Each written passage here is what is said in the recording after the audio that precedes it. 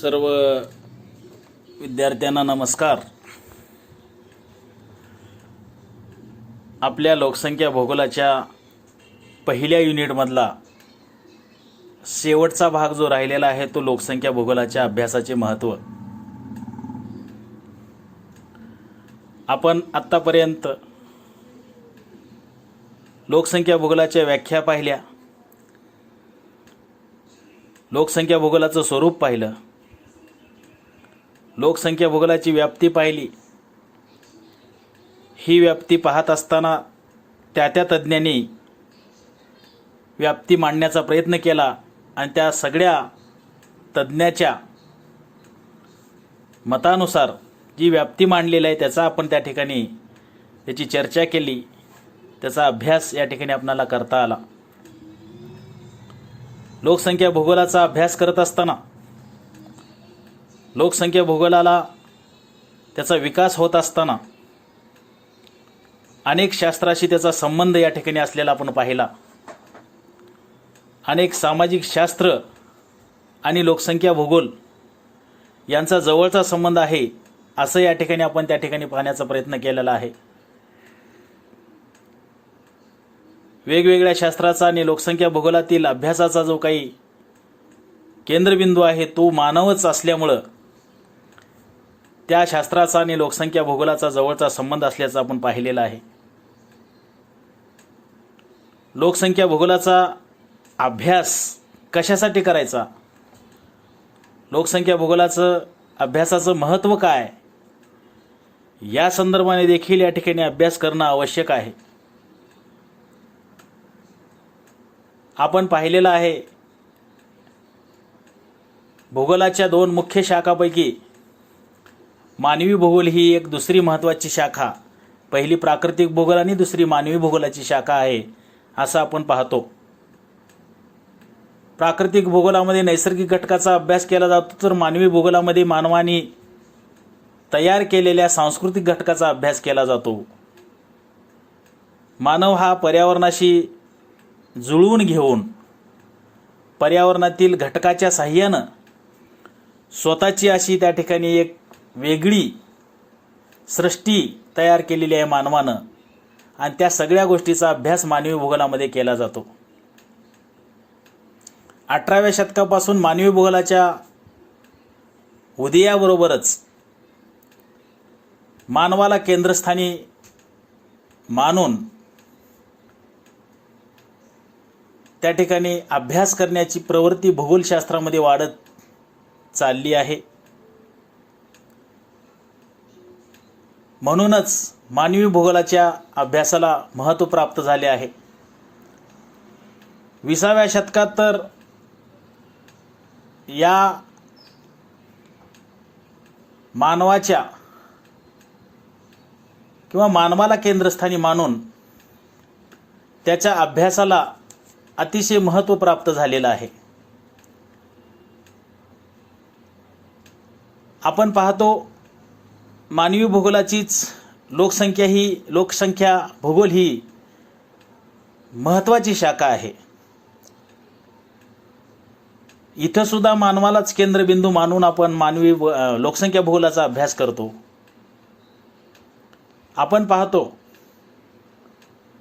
मानव हा समूहाने राहतो, तो समाजशील आहे आणि त्या ठिकाणच्या मानवामध्ये अभिक्षेत्रानुसार विविधता आहे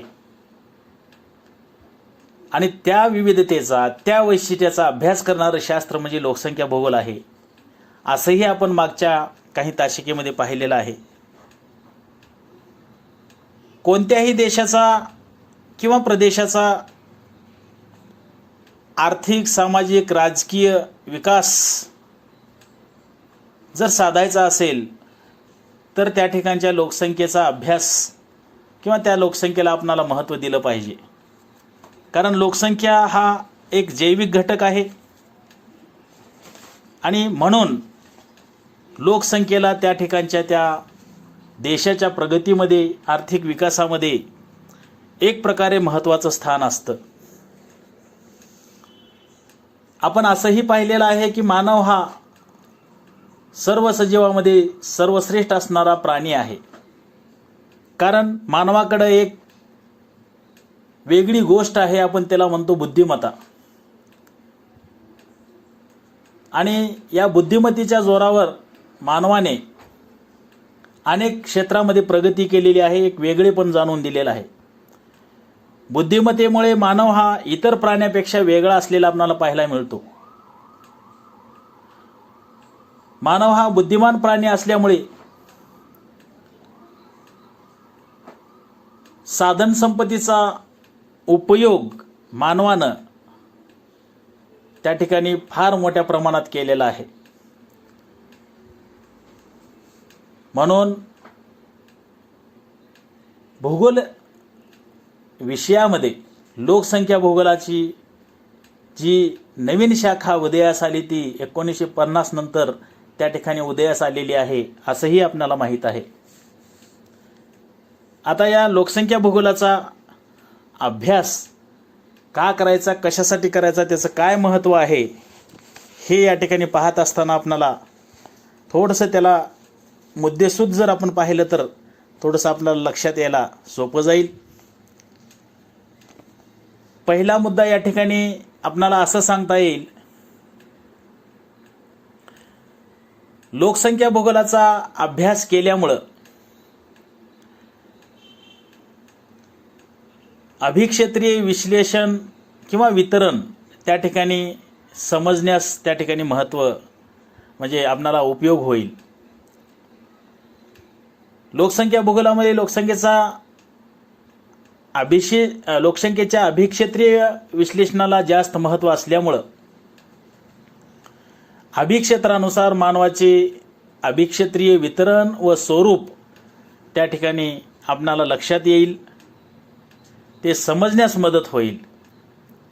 म्हणून लोकसंख्या भूगोलामध्ये अभिक्षेत्रीय वितरण आणि स्वरूप समजण्यासाठी लोकसंख्या भूगोलाचा अभ्यास करणं महत्त्वाचं आहे. दुसरा मुद्दा आपणाला असं सांगता येईल, लोकसंख्या भूगोलामध्ये मानवी समूहाच्या अंगभूत वैशिष्ट्याचा अभ्यास केला जातो.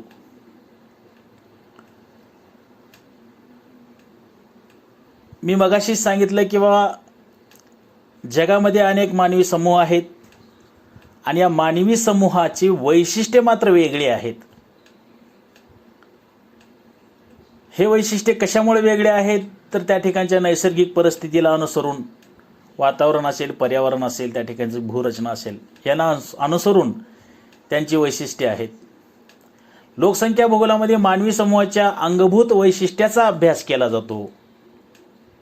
आता अंगभूत वैशिष्ट्ये म्हणजे कोणते तर जनन आहे त्याला आपण जन्म म्हणतो, मर्त्यता आहे त्याला आपण मृत्यू म्हणतो, स्थलांतर आहे म्हणजे मानव हा स्थलांतर सुद्धा करत असतो, प्राचीन काळापासून करत आलेला आहे, आजही तो स्थलांतर करत असतो. व्यावसायिक रचना असेल, मानवाचं शिक्षण असेल, आरोग्य असेल, धर्म, भाषा, शास्त्रीय व तांत्रिक ज्ञान, या सगळ्या गोष्टीचा आपण अभ्यास अभिक्षेत्रानुसार करत असतो. त्या त्या प्रदेशातील मानवाने सभोवतालच्या पर्यावरणाशी कशा प्रकारचे समायोजन करून घेतलेले आहे या संदर्भात आपण अभ्यास करत असतो. या सगळ्या गोष्टीची आकलन होण्यासाठी प्रामुख्याने लोकसंख्या भूगोलाचा अभ्यास या ठिकाणी महत्त्वपूर्ण ठरत असतो. म्हणून लोकसंख्या भूगोलाचा अभ्यास हा या दृष्टीने महत्त्वाचा असलेला आपल्याला पाहायला मिळतो.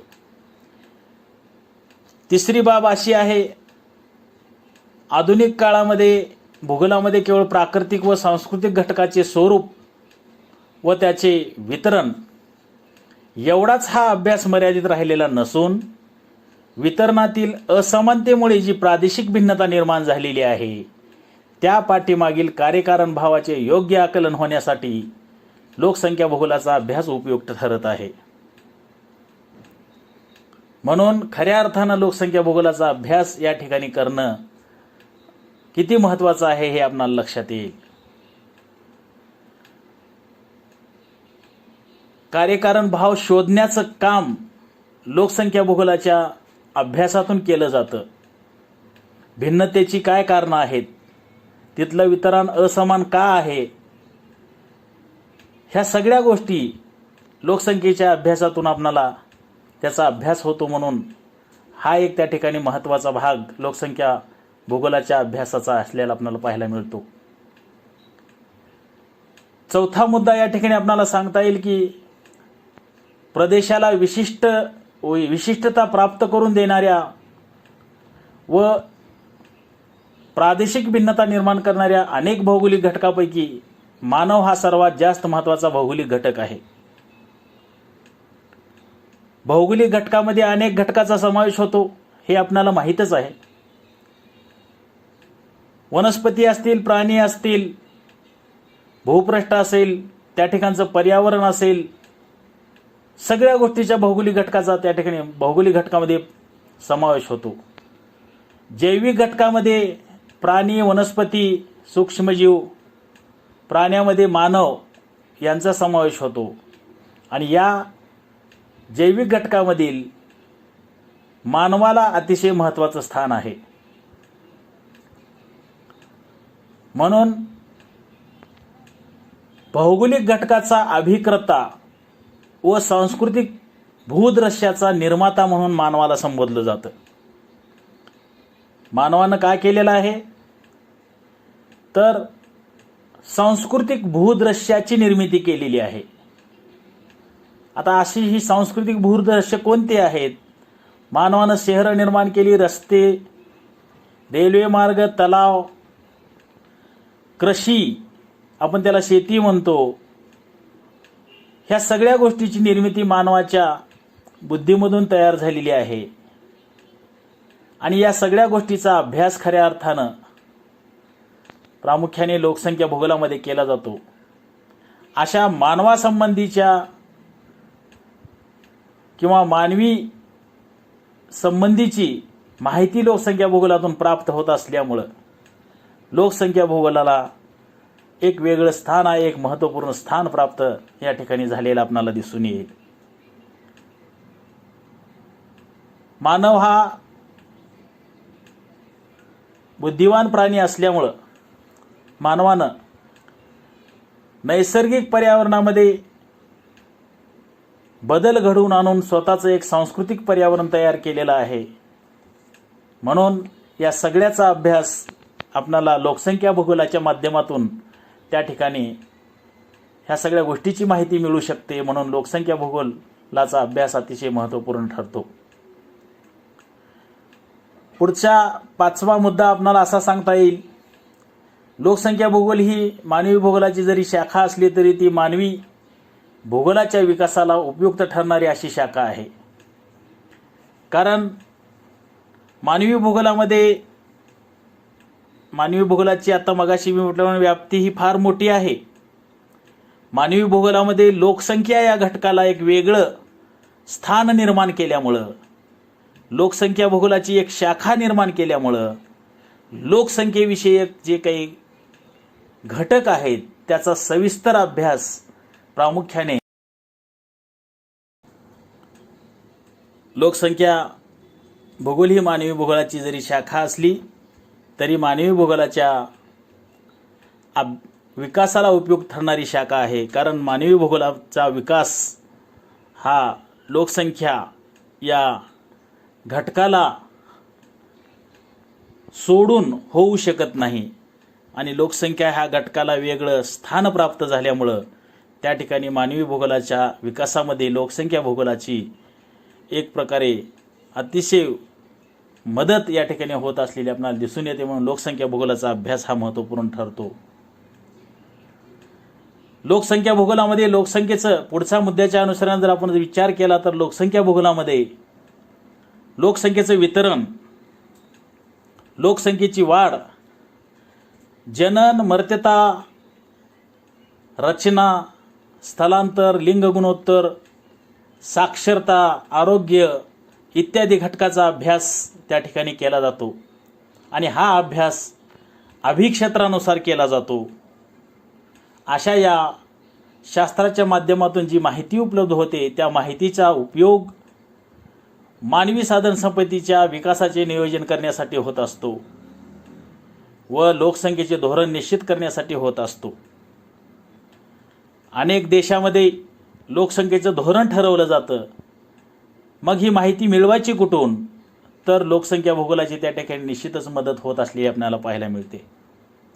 साधनसंपत्तीचा अभ्यास सुद्धा लोकसंख्या भूगोलामध्ये होत असतो आणि या साधनसंपत्तीच्या विकासासाठी जे काही नियोजन आहे ते नियोजन करण्यासाठी लोकसंख्या भूगोलाच्या अभ्यासाचं महत्त्व या ठिकाणी आपल्याला लक्षात येईल. म्हणून लोकसंख्या भूगोलाच्या अभ्यासाचं महत्त्व या ठिकाणी सांगता येईल.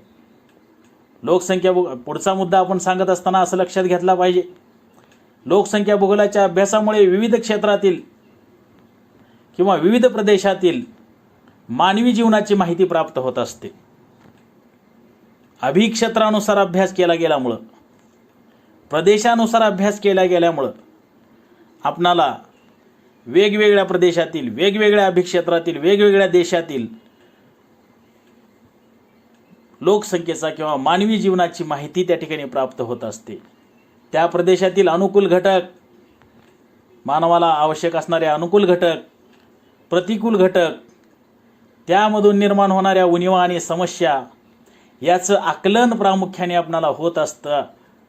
त्याचबरोबर त्याचा उपयोग उणिवाचं निराकरण करण्यासाठी व त्या समस्यावर उपाययोजना शोधण्यासाठी आपणाला कुठंतरी लोकसंख्या भूगोलाचा अभ्यास करणं त्या ठिकाणी महत्त्वपूर्ण ठरतं आणि लोकसंख्येच्या भूगोलाच्या अभ्यासातून या संदर्भामध्ये आपणाला त्याचा निश्चितच उपयोग होत असलेला आपणाला दिसून येतो.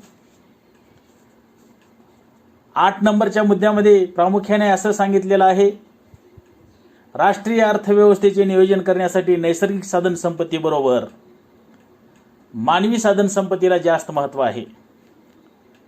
मानव हा सुद्धा साधनसंपत्तीचाच एक भाग आहे. जसं आपण साधनसंपत्तीमध्ये अनेक गोष्टीचा समावेश करतो, जैविक आणि अजैविक, त्याच पद्धतीने मानवाला सुद्धा साधनसंपत्तीमध्ये त्याचा समावेश करणं आवश्यक आहे, केला जातो. कारण मानव हा बुद्धिवान प्राणी आहे आणि त्या देशामध्ये तेथील मानव संपत्तीचा त्या देशाला निश्चितच फायदा होत असतो. मानवाची संस्कृती, शास्त्रीय व तांत्रिक प्रगती जाणून घेऊन त्यानुसार पर्यावरणाचे संतुलन ढळू न देता आर्थिक विकास साध्य करण्यासाठी मानव साधनसंपत्तीची अभिक्षेत्रानुसार समग्र माहिती असणे आवश्यक असते. त्यासाठी लोकसंख्या भूगोलाचा अभ्यास उपयुक्त ठरतो. कारण या शास्त्रामधून लोकसंख्येच्या विविध गुण वैशिष्ट्याची माहिती प्राप्त होत असते. या दृष्टिकोनातून लोकसंख्या भूगोलाचं महत्त्व या ठिकाणी आपल्याला विशद करता येईल. 9 नंबरच्या मुद्द्यामध्ये त्यांनी सांगितलेलं आहे, जगातील अनेक विकसित व विकसनशील राष्ट्रांमधून दुसऱ्या महायुद्धानंतर अधिक जलद गतीने लोकसंख्येमध्ये प्रचंड वाढ झालेली आहे. लोकसंख्या वाढीबरोबरच औद्योगिकरण, नागरीकरण यामध्ये सुद्धा वाढ झालेली आहे. त्यामुळे अनेक लोकसंख्याविषयक समस्या निर्माण झालेल्या आहेत. कुपोषण असेल, उपासमार, बेरोजगारी, दारिद्र्य, निवासाची, शिक्षणाची व आरोग्यविषयक असणाऱ्या सुविधेच्या अपुऱ्या सुविधांचा या ठिकाणी आपल्याला समस्यामध्ये समावेश करता येईल. या सगळ्या समस्याचं निराकरण करण्यासाठी लोकसंख्या भूगोलाच्या अभ्यासाचा आपल्याला त्या ठिकाणी आधार घेता येईल. म्हणून लोकसंख्या भूगोलाचा अभ्यास अतिशय उपयुक्त ठरतो. शेवटचा मुद्दा जो काही 10 नंबरचा आहे त्याच्यामध्ये आपल्याला असं सांगता येईल की लोकसंख्या शास्त्रातील समग्रतेची कल्पना साकार करण्यासाठी लोकसंख्या भूगोलाचा अभ्यास करणे आवश्यक नव्हे तर अपरिहार्य आहे. अशा या दृष्टिकोनातून लोकसंख्या भूगोलाचं महत्त्व त्या ठिकाणी आपल्याला विशद करता येईल.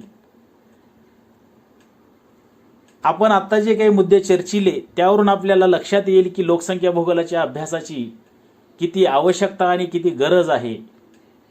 म्हणून लोकसंख्या भूगोल हा अतिशय महत्त्वपूर्ण ती शाखा असलेली आपणाला सांगता येईल, त्याचा अभ्यास अतिशय महत्त्वपूर्ण असलेला आपणाला सांगता येईल. म्हणून लोकसंख्या